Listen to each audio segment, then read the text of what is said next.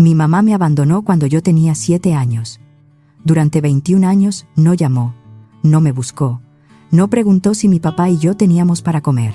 Y un día apareció en la puerta de mi departamento con el hijo que sí decidió criar, para pedirme más de 1 millón de pesos para su universidad privada.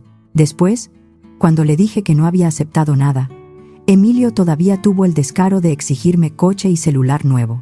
Ahí entendí que no habían venido a recuperar una familia. Habían venido a cobrarme una deuda que yo nunca tuve. Me llamo Mónica, tengo 28 años y trabajo como desarrolladora de software en una empresa tecnológica en la Ciudad de México. Hoy mi vida se ve estable, incluso cómoda, pero llegar hasta aquí no fue fácil. Cuando tenía 7 años, mi mamá se fue. Se llamaba Susana. Dejó a mi papá, Arturo, y a mí por otro hombre. Un día estaba en la casa. Al siguiente estaba guardando ropa en maletas. El divorcio fue rápido y doloroso. Mi mamá le dijo al juez que no quería hacerse cargo de mí. Dijo que lo mejor era que yo me quedara con mi papá. No pidió visitas, no pidió convivencias, no pidió nada, solo quería irse. Mi papá pudo haberle pedido pensión alimenticia.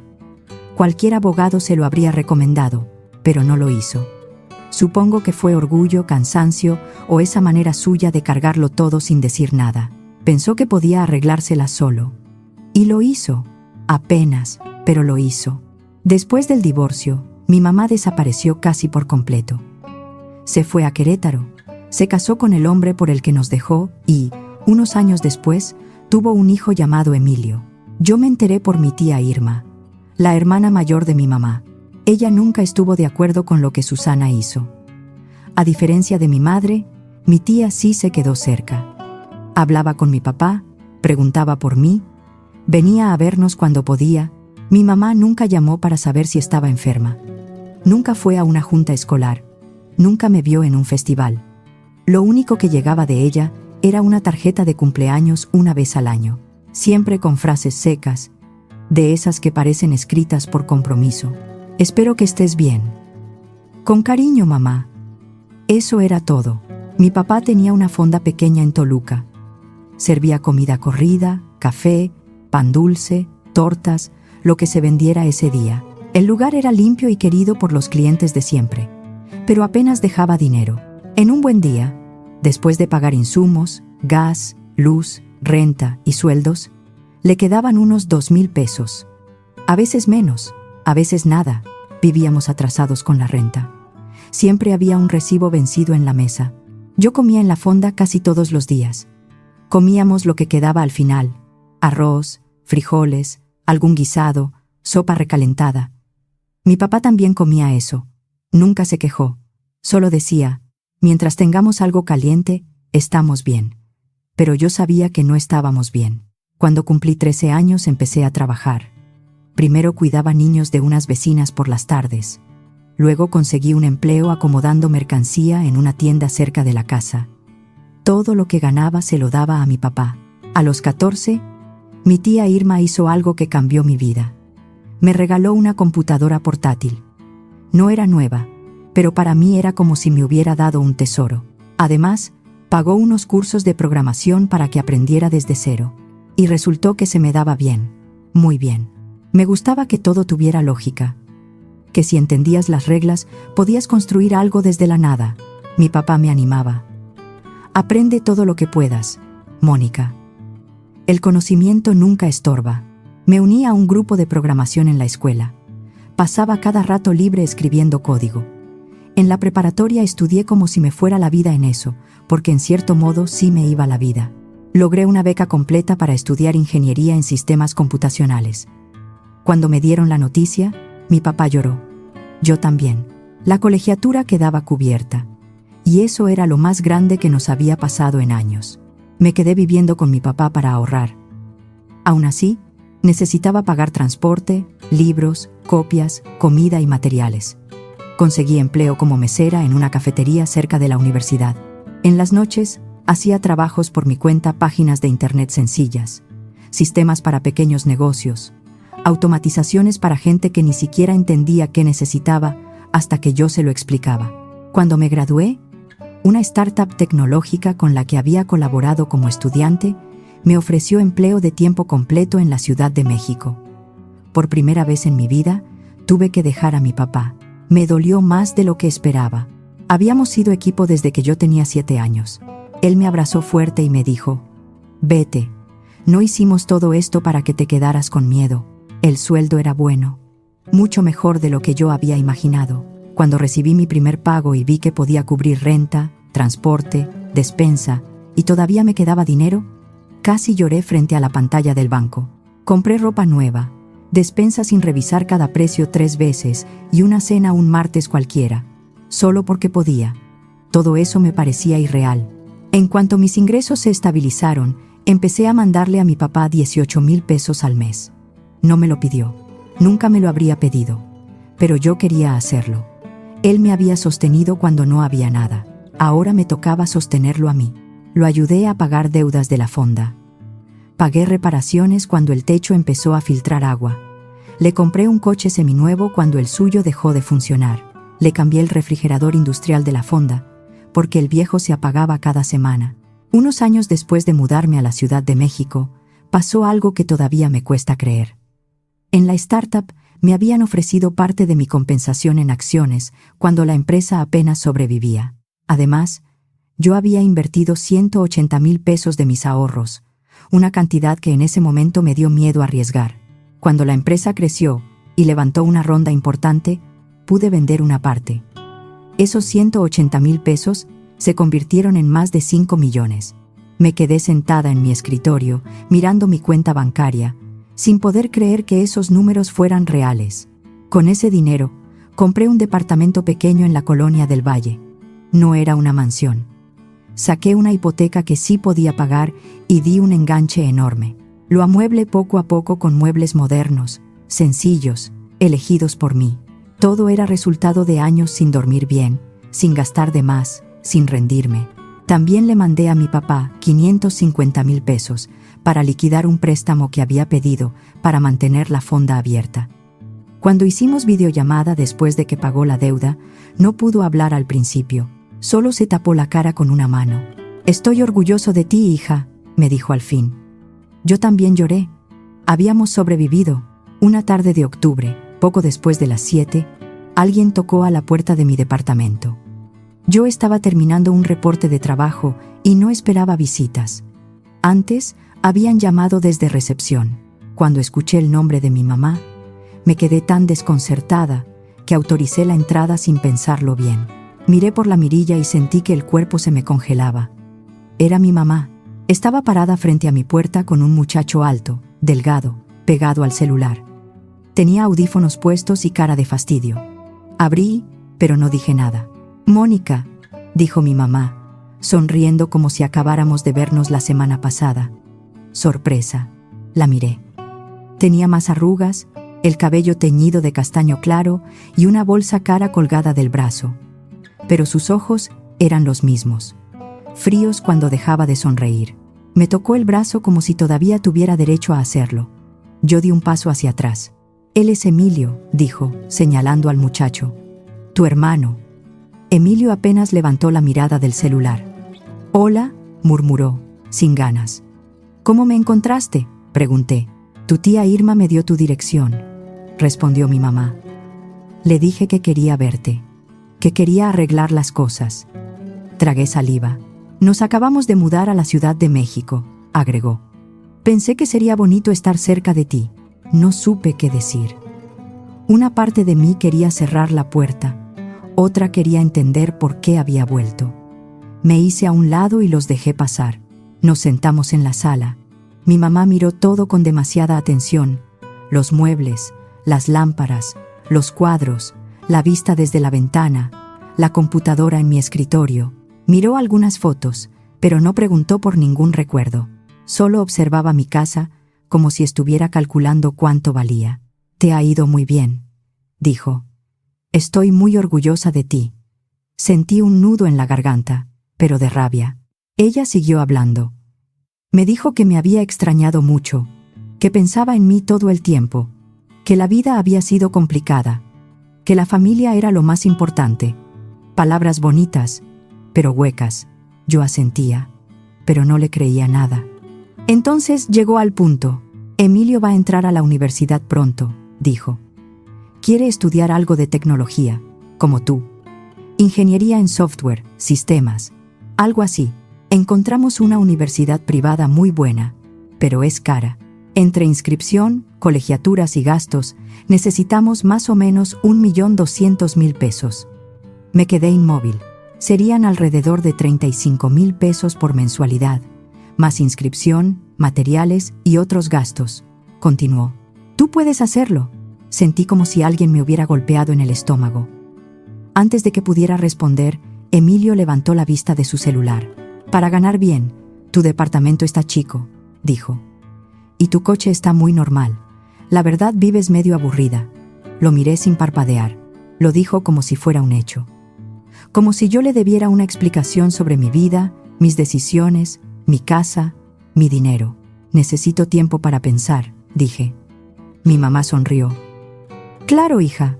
Tómate el tiempo que necesites. Se fueron unos minutos después. Cuando cerré la puerta, me quedé parada en la entrada, sin moverme. 21 años de silencio. Y ahora esto. Llamé a mi papá. ¿Vino aquí?, le dije en cuanto contestó. Mamá se apareció en mi departamento. Del otro lado hubo silencio. Luego preguntó, ¿qué quería? Dinero para la universidad de Emilio. Más de 1 millón de pesos. Hubo otra pausa. No le debes nada, hija, dijo con cuidado. Pero la decisión tiene que ser tuya. Si quieres dejarla entrar en tu vida o no, nadie puede decidirlo por ti. Después de colgar, llamé a mi tía Irma. ¿Por qué le diste mi dirección?, pregunté. Mónica, dijo ella, preocupada. Tu mamá me llamó llorando. Me dijo que quería volver a acercarse a ti, pedirte perdón, arreglar lo que hizo. Pensé que tal vez había cambiado. Perdóname, no debí darte por hecho. No estoy enojada contigo, le dije. Y era verdad. Se había equivocado por querer creer algo bueno de su hermana, no por mala intención. A la mañana siguiente, sonó mi celular. Era mi mamá. Buenos días, mi niña, dijo con una dulzura falsa. ¿Ya pensaste en lo que hablamos? Sigo pensándolo, respondí. Bueno, no tardes mucho, dijo. Emilio necesita saber pronto. No podemos esperar eternamente. Colgó antes de que yo pudiera decir algo más. Esa noche, mi tía Irma me mandó un mensaje con un enlace. Entra al perfil de tu mamá. Tienes que ver esto. Abrí el enlace. Me llevó a la página de mi mamá en redes sociales. La publicación estaba hasta arriba. La había subido hacía 2 horas. Estoy feliz de contarles que por fin me reencontré con mi hija. Su papá nos mantuvo separadas durante muchos años, pero la vida nos volvió a unir. Es una programadora exitosa y aceptó ayudar a su hermanito con su carrera universitaria. Estoy orgullosa de mis 2 hijos. La familia lo es todo. Leí la publicación 3 veces. Me temblaban las manos. Estaba mintiendo en todo. Mi papá jamás nos mantuvo separadas. Ella me abandonó. Ella decidió no verme. Ella no quiso criarme. Y yo nunca acepté pagar la universidad de Emilio. La llamé de inmediato. Baja esa publicación, dije en cuanto contestó. Ahora mismo. Mentiste sobre mi papá y mentiste sobre mí. Yo no acepté ayudarte. No creo que vaya a bajarla, respondió. Su tono ya no era dulce. Ahora todos saben que aceptaste. Mis amigas, la familia, conocidos. Si te echas para atrás, vas a quedar muy mal, como una mentirosa. No podía creer lo que estaba escuchando. Entonces, oí la voz de Emilio al fondo. Le arrebató el teléfono. Y ya que vas a ayudar, dijo, también necesito un coche. Algo decente, como de 600.000 pesos. Y un celular nuevo, el último modelo. Mínimo otros 30.000. Me quedé sin palabras. Además de lo de la universidad, agregó. No es como que no puedas pagarlo. No, dije. De ninguna manera. Mi mamá recuperó el teléfono. Estás siendo egoísta, Mónica. Tienes dinero y no quieres ayudar a tu propia familia. Tú me abandonaste, le dije, alzando la voz. Te fuiste cuando yo tenía 7 años. Dijiste que no querías criarme. Nunca llamaste, nunca viniste, nunca fuiste mi mamá, y ahora apareces a pedirme dinero. Eso ya pasó, dijo con frialdad. Tienes que superarlo. Después de todo, soy tu madre, agregó. Me debes respeto. Una madre no aparece solo cuando necesita dinero, respondí. No eres mi familia. Eres una desconocida que volvió porque quiere cobrarme algo. Te vas a arrepentir, dijo en voz baja. Te lo prometo, colgó. La bloqueé de inmediato. Pasaron unos días. Pensé que tal vez ahí terminaría todo. Pero una tarde, cerca de la hora de comida, mi jefe directo me pidió que fuera a su oficina. Se veía incómodo. Mónica, necesito hablar contigo de algo delicado, dijo. Sentí un peso en el pecho. Ayer vino una mujer a la oficina. Dijo que era tu mamá. El estómago se me hundió. Se presentó en recepción, pidió hablar con recursos humanos o con tu jefe y empezó a llorar. Al final me avisaron a mí porque preguntó por tu área. Me contó una historia sobre que te niegas a ayudar a tu hermano para que estudie. Me pidió que hablara contigo para convencerte. ¿Qué le dijiste?, pregunté. Que se retirara, respondió. Este es un lugar de trabajo, no un espacio para resolver asuntos familiares. También le pedía seguridad que no la dejen pasar si vuelve, pero quería que lo supieras. Le di las gracias y regresé a mi escritorio con las manos frías. Estaba furiosa. Había ido a mi trabajo. Había intentado usar a mi jefe para presionarme. Durante los días siguientes, me llegaron mensajes desde números desconocidos. Por favor, Mónica, tu hermano necesita esto. Eres su única oportunidad de tener una buena educación. ¿De verdad no te importa la familia? Si no ayudas, me voy a asegurar de que todos sepan qué clase de persona eres. No respondí ninguno. Una semana después tocaron a mi puerta. Miré por la mirilla. Mi mamá y Emilio estaban afuera. Recepción me llamó antes y yo autoricé, aunque todavía no sé por qué lo hice tan rápido. Casi no abrí. Pensé que tal vez podía terminar esto de una vez. Me pareció menos peligroso hacerlo ahí, con cámaras en el edificio y administración abajo, que volver a verlos aparecer en mi trabajo. Abrí. Hola, hija, dijo mi mamá, sonriendo como si nada hubiera pasado. ¿Podemos pasar? Contra mi mejor juicio, los dejé entrar. Nos sentamos en la sala. Esta vez mi mamá no mencionó el dinero. Habló del clima, del tráfico, de lo bonito que estaba mi departamento. Emilio se quedó callado, otra vez pegado al celular. ¿Nos preparas un café?, preguntó ella. Con lo que tengas. No queremos molestar. Fui a la cocina. Preparé café y unos sándwiches sencillos. No tardé más de 5 minutos. Había dejado mi computadora portátil en el escritorio porque estaba trabajando antes de que llegaran. Estaba en reposo, y al tocarla podía abrirse sin pedirme contraseña porque no había pasado suficiente tiempo. Cuando regresé, Emilio estaba sentado en mi escritorio. Mi computadora portátil estaba abierta frente a él. Corrí hacia él y tomé la computadora. ¿Qué estás haciendo?, exigí. Nada, dijo, levantando las manos. Solo estaba viendo. Vi una memoria USB pequeña junto al mouse. Él intentó tomarla, pero yo fui más rápida. Fuera, dije. Los dos. Salgan de mi departamento ahora mismo. Mi mamá puso cara de ofendida. Mónica, no tienes por qué tratarnos así. Salgan, repetí. Se fueron actuando como si yo los hubiera insultado. Cuando cerré la puerta, fui directo a mi escritorio. Algo se sentía mal. Abrí mi programa de seguridad e hice una revisión completa del sistema. Tardó casi 20 minutos. Cuando terminó, los resultados me dejaron helada. Había un registrador de teclas instalado. Un programa diseñado para guardar todo lo que yo escribía, contraseñas, accesos bancarios, correos, mensajes, todo. La instalación se había hecho hacía unos minutos, justo cuando Emilio estaba sentado en mi escritorio. También aparecía como instalación reciente desde un dispositivo externo. Soy programadora. Rastrear ese tipo de cosas no es algo nuevo para mí. No sé si lo traía preparado o si solo ejecutó algo desde la memoria USB, pero el registro marcaba exactamente esos minutos. Encontré archivos, permisos extraños y cambios que no estaban ahí antes. Eliminé todo.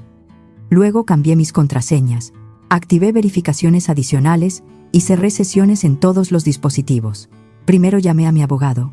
Se llamaba Javier Hernández. Me había ayudado con la compra de mi departamento y confiaba en él. Necesito solicitar medidas de protección, le dije. Cuéntame todo, respondió. Y se lo conté. Javier actuó rápido. Me acompañó a presentar la denuncia y solicitó medidas provisionales ese mismo día. Le entregué el reporte de mi computadora portátil, con fechas, horas y evidencias de lo que Emilio había instalado. También le mandé capturas de todos los mensajes de mi mamá, las exigencias de dinero, las amenazas, la publicación donde mentía sobre mi papá, todo. Esto es más que suficiente, me dijo Javier. Hay acoso, presión económica y un intento de acceder a tu información financiera. Las medidas provisionales salieron pronto. Susana y Emilio no podían contactarme ni acercarse a mi casa o a mi trabajo mientras se revisaba el caso. La audiencia para ratificarlas quedó programada para 3 semanas después. En ese tiempo cambié mis rutinas. Avisé en la administración del edificio y seguridad en mi trabajo recibió sus nombres. En la audiencia, Javier presentó todo el análisis de la computadora, los mensajes, la publicación, la visita a mi trabajo, la línea de tiempo completa. Mi mamá y Emilio estaban del otro lado con su propio abogado. Mi mamá evitaba mirarme. Emilio tenía la misma cara de fastidio de siempre. La autoridad revisó las pruebas con atención. Luego miró a Emilio. Instalar un programa para registrar contraseñas y acceder a información financiera no es una travesura, dijo. Es un asunto serio. El abogado de mi mamá intentó decir que todo había sido un malentendido, que Emilio era muy joven, que no sabía lo que hacía, que solo había tocado la computadora por curiosidad. Emilio tiene 18 años, respondió la autoridad. Ya es mayor de edad. Las medidas fueron ratificadas. Mi mamá y Emilio no podían contactarme por ningún medio, ni acercarse a mi casa ni a mi trabajo. Tampoco podían mandar a otras personas a presionarme. Sentí alivio. Pensé que por fin se había terminado. Unos días después de la audiencia, estaba en la oficina cuando recibí una notificación de mi banco. Intento de transferencia bloqueado. Se requiere verificación en 2 pasos. Abrí la aplicación bancaria de inmediato. Alguien había intentado transferir 270,000 pesos desde mi cuenta. La verificación en 2 pasos lo detuvo, pero el intento estaba registrado. Tal vez habían alcanzado a copiar datos parciales antes de que yo limpiara la computadora. Tal vez intentaron entrar con alguna sesión que había quedado vinculada. Llamé a Javier en ese momento. Intentaron sacar dinero de mi cuenta, le dije. Hace 15 minutos. No toques nada, respondió. Toma capturas, guarda el aviso del banco y vamos a levantar el reporte y a presentar la denuncia correspondiente. El banco bloqueó temporalmente cualquier operación sospechosa y reforzó la seguridad de mi cuenta. También entregué la información a las autoridades. Con los registros del banco y la denuncia, en los días siguientes empezaron a ubicar el origen del intento. No podían decirme cada detalle, pero Javier me explicó lo suficiente. La conexión apuntaba a la red que Susana estaba usando y a un equipo asociado con ella. Sentí una mezcla extraña de rabia y tristeza. Esto ya no es solo un incumplimiento de medidas, me dijo Javier. Hay tentativa de fraude y acceso indebido a información bancaria. Le di las gracias y colgué. Una parte de mí se sintió culpable. Era mi mamá, o eso se suponía. Pero luego recordé todo: cómo me abandonó, cómo mintió sobre mi papá, cómo intentó manipularme, cómo dejó que Emilio instalara un programa espía en mi computadora, cómo trataron de robarme. Ella lo había provocado. Pasaron unos meses. Mi mamá no fue a prisión preventiva, pero quedó sujeta a proceso y a condiciones estrictas. Emilio tampoco salió limpio del asunto. No entró a la universidad privada que quería. Según mi tía Irma, los 2 se fueron de la Ciudad de México poco después. Nadie sabía exactamente a dónde. Yo no pregunté. No quería saber. Solo quería que desaparecieran de mi vida. Pedí unos días libres en el trabajo. Necesitaba dejar de sentir que cada llamada desconocida era una amenaza. Volví a Toluca con mi papá. La fonda iba mejor que nunca. El dinero que le había mandado durante años le permitió pagar deudas, arreglar el local, cambiar equipo y contratar a 2 personas más. Esa semana, cenamos juntos todas las noches. A veces en la fonda, cuando cerraba. A veces en la casa, con comida sencilla y café. Una noche, mientras lavábamos los platos, mi papá se quedó mirándome. «Estoy orgulloso de ti», dijo. «No solo por lo que has logrado, también por cómo enfrentaste a tu mamá». Me limpié las manos con una toalla. «Hubo momentos en que me sentí mala persona», le confesé. «No lo eres», respondió. «Poner límites no te convierte en mala hija, te deja vivir». También visité a mi tía Irma. Vivía en Metepec. Salí temprano para evitar lo peor del tráfico, pero aún así el camino se hizo pesado por la salida de Toluca. Nos sentamos en su cocina, como siempre tomando café. Se veía cansada. «Necesito contarte algo», dijo. «¿Qué pasó?» «Sobre tu mamá». Sentí que el cuerpo se me tensaba. «Me llamó hace unos meses», continuó. «Antes de todo lo legal contigo. Me dijo que estaba enferma, que necesitaba 180,000 pesos para estudios, consultas y un supuesto tratamiento». Cerré los ojos un segundo. «¿Se los diste?», dije. Mi tía bajó la mirada. «Sí». Me dio lástima. «Es mi hermana, Mónica». Pensé que de verdad lo necesitaba. «Déjame adivinar», dije. «No estaba enferma». Mi tía negó con la cabeza. «Después de lo que pasó contigo», la enfrenté. Al principio lo negó. Luego admitió que había mentido. Dijo que necesitaba el dinero para otra cosa, pero no quiso decir para qué. «¿Te pagó?» «No». Cuando se lo pedí, dejó de contestarme. Luego bloqueó mi número.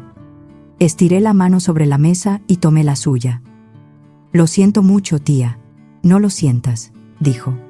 Yo también quise creerle, pero esto me hizo tomar una decisión. Lo pensé durante semanas. Hablé con mi abogado y cambié mi testamento. Se levantó y caminó hacia un cajón. Sacó unos papeles y los puso sobre la mesa. «Cuando yo falte, todo lo que tengo será para ti. La casa, mis ahorros, todo. Ya dejé arreglado que Susana no pueda tocar nada. Emilio tampoco». Sentí que se me llenaban los ojos de lágrimas. «Tía, no tenías que hacer eso». «Sí tenía», respondió. «Tú eres quien estuvo. Tú y Arturo. Esa es mi familia». Me levanté y la abracé. Lloramos un poco las dos, sin decir mucho. Cuando regresé a la Ciudad de México, empecé terapia.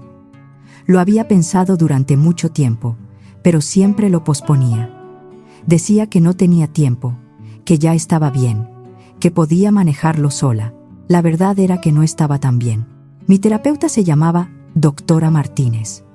En la primera sesión casi no pude hablar. Después fui soltando las cosas poco a poco. Mi mamá, el abandono, la culpa, el miedo y esa necesidad constante de demostrar que valía. Poco a poco dejé de pensar que tenía que pagar una deuda emocional que yo nunca contraje. Me estaba yendo bien. Mi sueldo había aumentado, mis inversiones seguían creciendo y no vivía solo de aquella ganancia de la startup. No tenía lujos exagerados, pero tenía seguridad. Y para alguien que creció contando cada peso, tener seguridad ya era descansar. Decidí compartir parte de eso. Encontré una fundación que apoyaba a jóvenes de familias de bajos recursos con becas, cursos y mentorías. Doné 500,000 pesos. Cuando la directora de la fundación me llamó para agradecerme, le dije la verdad. Sé lo que es trabajar y estudiar al mismo tiempo. Sé lo que es preguntarte si algún día vas a salir de ahí. Mi tía me dio una computadora portátil cuando yo no tenía nada. Quiero hacer algo parecido por otros. Tiempo después, convertí esa ayuda en una donación mensual de 50,000 pesos. Cada trimestre me enviaban actualizaciones de estudiantes que habían entrado a la universidad o conseguido su primer empleo formal. Me hacía bien leerlas. Mi papá empezó a visitarme más seguido en la Ciudad de México. Una vez al mes salía temprano de Toluca para ganarle al tráfico de la México-Toluca y se quedaba conmigo el fin de semana. Íbamos a cenar. Caminábamos por Coyoacán. Comprábamos café o veíamos películas en mi sala. Mi tía Irma también me llamaba seguido. Hablábamos de recetas, de noticias, de la familia, de cosas sin importancia. Ella y mi papá eran mi familia real. La vida empezó a entrar en un ritmo tranquilo después de todo. El trabajo iba bien. Me asignaron dirigir un proyecto nuevo en la empresa. Había presión, sí, pero no era la misma presión de antes. No era miedo. No era supervivencia. En terapia empecé a trabajar límites y formas de no cargar responsabilidades que no me correspondían. Al año siguiente, mi papá vino a visitarme en primavera y se quedó una semana completa. Una noche, mientras cenábamos en mi departamento, me contó que la fonda había tenido su mejor año. Ya hasta estoy pensando en retirarme en unos años, dijo. Vender el local, descansar un poco. A lo mejor me vengo para acá, para estar más cerca de ti. Me gustaría mucho, le dije, y lo decía en serio. Para ese verano, la salud de mi tía Irma empezó a bajar. Tenía 72 años y empezó a cansarse más. Empecé a visitarla más seguido. Una vez al mes, viajaba a Metepec y pasaba el fin de semana con ella. Si salía temprano, llegaba en un tiempo razonable. Si me tocaba tráfico de viernes, el camino se hacía pesado, pero valía la pena. Me da gusto verte bien, me dijo una tarde. Estoy bien por ti y por mi papá, respondí. Tu mamá nunca entendió lo que tenía, dijo. Y eso ya no es problema tuyo. Sentí un dolor viejo, pero ya no me rompió igual. Te tengo a ti y a mi papá, le dije. Con eso me basta. Ese otoño, en el trabajo, me ofrecieron un ascenso directora de ingeniería. Venía con más responsabilidad, más presión y un aumento importante de sueldo. Acepté. Mi equipo organizó una pequeña celebración en un bar tranquilo cerca de la oficina. Nada exagerado. Brindamos, nos reímos, hablamos de proyectos y de errores absurdos de programación. Sofía, una compañera con la que trabajaba desde hacía años, levantó su vaso. «Te lo ganaste», me dijo. No respondí con una gran frase. Solo sonreí. Porque por primera vez en mucho tiempo, pude creerlo. Cuando el año estaba por terminar, pensé mucho en todo lo que había pasado. La aparición de mi mamá había sido una pesadilla. Pero también me dio algo que yo no sabía que necesitaba cierre. Durante años cargué una pregunta silenciosa. ¿Por qué no me quiso? Pensé que si algún día volvía, tal vez habría una explicación. Tal vez pediría perdón. Tal vez yo podría entender algo. Pero cuando volvió, no vino por mí. Vino por mi dinero. Y aunque eso dolió, también me liberó. Ya no tenía que imaginar una madre que no existía. Ya no tenía que esperar una disculpa. Ya no tenía que ganarme el amor de alguien que había decidido no darlo. De Susana y Emilio no supe más.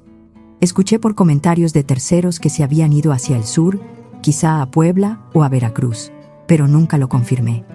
Sinceramente, no me importó. Estaban fuera de mi vida. Seguí con terapia. Cada sesión me ayudaba a mirar mi historia sin vergüenza. Yo no era una niña abandonada tratando de demostrar que merecía quedarse. Era una mujer adulta, capaz de elegir quién entraba en su vida y quién no. La fundación siguió mandándome historias de jóvenes becados. Algunas cartas las guardaba en una caja de madera dentro de mi closet. Pensaba en mi tía Irma, en esa computadora portátil que me regaló cuando tenía 14 años. En cómo un solo acto de confianza puede cambiarle la vida a una persona. Ella vio algo en mí antes de que yo pudiera verlo. Me dio una herramienta, pero también me dio una idea que mi futuro podía ser más grande que mi presente. Mis inversiones siguieron bien, pero el dinero nunca había sido el sueño final. El sueño era la tranquilidad, la libertad y la capacidad de devolver un poco de lo que recibí. Y eso ya lo tenía. Una noche de diciembre estaba sentada en mi departamento, mirando las luces de los edificios y el tráfico sobre las avenidas. Había claxones lejanos, ventanas encendidas, gente regresando a casa. Por primera vez en mucho tiempo, no sentí que tuviera que correr.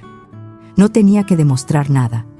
No tenía que responderle a nadie que me hiciera daño.